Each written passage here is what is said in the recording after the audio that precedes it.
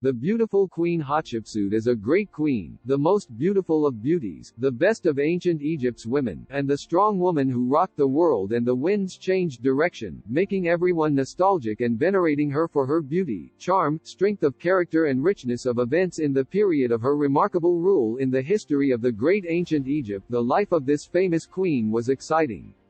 Her death and the secret of her disappearance from the scene were more interesting. Hatshepsut, daughter of King Thutmose I and Queen Ahmose. She married her half-brother, King Thutmose II, and she became his wife. The eldest, the new queen of Egypt, began building a tomb for her in a remote area in the west of the present-day city of Luxor. Then she left her to a new cemetery bearing number 20 in the Valley of the Kings area for the burial of kings from the Pharaohs. She gave birth to her husband, King Thutmose II, an only daughter, the Princess Neferu. Without a male heir, King Thutmose II died after a short reign. About a year ago, the power was transferred to his son, King Thutmose III, who was the son of King Thutmose II from one of his wives from the royal harem. She is called Isis given that Thutmose III was a child, and his mother was Isis, qualified for guardianship over him because she is not of royal blood. The ambitious and powerful Queen Hatshepsut undertook guardianship over her husband's son for a while, then her ambition, the luster of power, the splendor of the throne, and the temptation of rule caressed her, so she acted as if she were a male king, and she was mentioned in texts and portrayed in the scenes in the form of kings or men, and the king, her husband's son, Thutmose III, did not forget her partner in governance, and began to compose events from the beginning of the rule of King Thutmose with Queen Hatshepsut. Egypt passed the end of Queen Hatshepsut, one of the mysterious endings in the history of this queen, not long ago. We did not know how the life of Queen Hatshepsut ended, and why her images and inscriptions were erased from her tracks until the modern scientific research carried out by Dr. Hatshepsut during her reign, through a molar found in the queen's treasure chest in the caches of mummies in Deir el-Bahari, and by examining the molar with X-rays, it became clear that there was a part at the top of the jaw of the mummy that was transferred to tomb 60 in the Valley of the Kings from the tomb of Queen 20 in the Valley of the Kings, and that this molar belonged to this mummy. The Egyptian project team to study the royal Egyptian mummies confirmed that the mummy that was found in Deir el-Bahari is the mummy of Queen Hatshepsut, and the CT scan confirmed that the queen died at the age of 5 years old, and that she was plump and was suffering from diabetes and died of cancer. It turned out that the priests of the 21st family and the 22nd family moved the contents of Queen Hatshepsut from tomb 20 to tomb 60 of the king's wet nurse. King Thutmose III, did not kill his aunt and stepmother, Queen Hatshepsut, as indicated.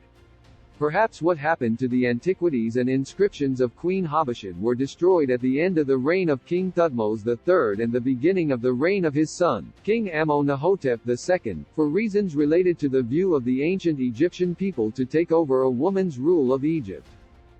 The Temple of Hatshepsut, or the mortuary Temple of Hatshepsut, is a temple from the 18th Dynasty of Egypt, and the best remaining temples were built about 3,500 years ago in Deir el-Bahari, Egypt. It was built by Queen Hatshepsut on the west bank of the Nile opposite Thebes, the capital of ancient Egypt and the seat of worship of Amun, Luxor today. The Temple of Hatshepsut is distinguished by its unique architectural design, compared to the Egyptian temples that were built on the eastern bank of the Nile in Thebes. The temple consists of 3 successive floors with open terraces. The temple was built of limestone, and in front of the columns of the second floor, limestone statues of the god Osiris and Queen Hatshepsut were erected in a beautiful distribution. Originally, these statues were colored, and now only some monuments remain of the colors, and some statues are in quite good condition, indicating the elegance and beauty of the temple's design. Funerary Temple of Hatshepsut. At the same time, the Temple of Hatshepsut is distinguished by the fact that we find on its walls inscriptions of naval expeditions sent by Queen Hatshepsut to the country of Punt to trade and bring incense and myrrh from those countries. The pharaohs used to offer incense to their gods to gain their approval, and many of the pharaohs of Egypt recorded this in paintings on their temples showing them offering offerings and incense to various deities. In addition to incense and myrrh, Hatshepsut's missions also transported rare woods, trees, and animals not found on the land of Egypt, and tiger fur that was worn by a certain class of the Egyptian priesthood.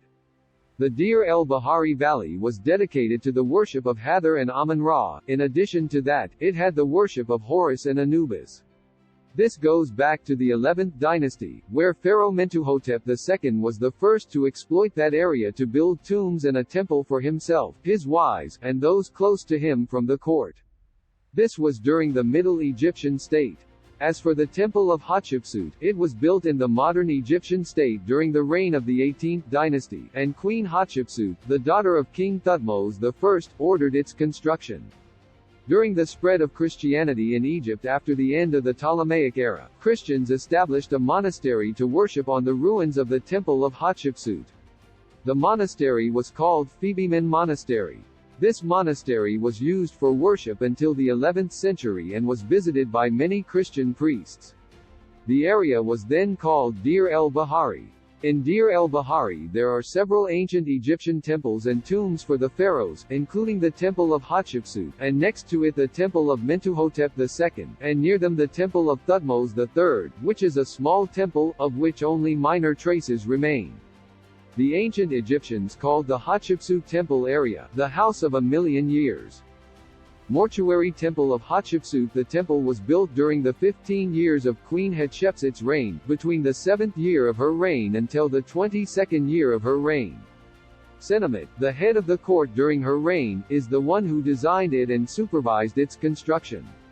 Senumit has some sites on the temple that indicate this, and its tomb is located under the first floor of the temple, and it extends about 97 meters in the mountain and ends with the coffin room at a depth of 43 meters. The tomb of Senumit was found and the tomb was named TT 353.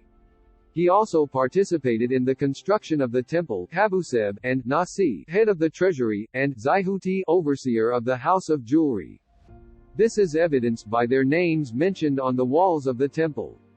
The temple suffered some corruption during the end of the reign of Thutmose III, who succeeded Hatshepsut in power, as her names were scraped from the temple and some of her statues were smashed. The temple from the front and behind it is the front of the mountain. In the 19th century, Auguste Merit carried out the first removal of rubble in the temple area. Then his assistant, Edward Navi, during the years 1893 to 1897, removed the rubble from the Coptic monastery, and then removed the rubble from the Temple of Hatshepsut during the years 1903 to 1906. Howard Carter also worked in that area, transferring drawings on paper and photographing with other specialists.